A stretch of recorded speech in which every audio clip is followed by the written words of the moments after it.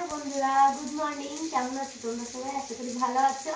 আজকের আমার সকালের শুরুটা হয়েছে এই যে ভাত খেয়ে তাড়াতাড়ি বেরোবো। আলু ভাজা পুড়ে গেল। আর আজকে আমি যাবো হচ্ছে রানাঘাটে। তোমরা অনেকেই জানো যে আমি হচ্ছে রূপোর কাজ করি, তো সেগুলো আনতে যাব।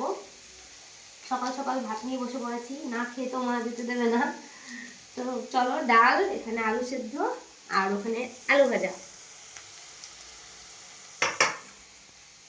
চলো তাহলে খেয়ে তারপরে বেরিয়ে তোমাদের সঙ্গে আমার কথা হচ্ছে। তো রানাঘাট ফাইনালি চলে এসেছি। এখন আমি অপেক্ষা করছিলাম যে ট্রেন কখন আসবে, আমি আবার ফিরবো। তো ভীষণ ভিড় ছিল, ভালোই আর কি। জানি না লালগোলাতে উঠতে পারবো কি না।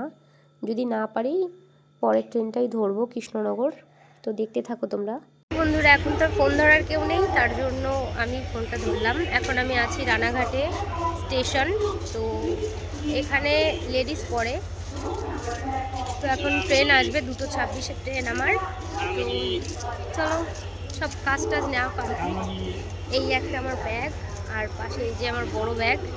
তো এটা না থাকলে তো আমার হবে না, যেহেতু অনেক মাল নিতে হয়। ঠিক আছে, টাটা, পরে আবার দেখা হচ্ছে। বসে আছি বন্ধুরা, আগের ট্রেনটা মিস করেছি, কি আর করবো।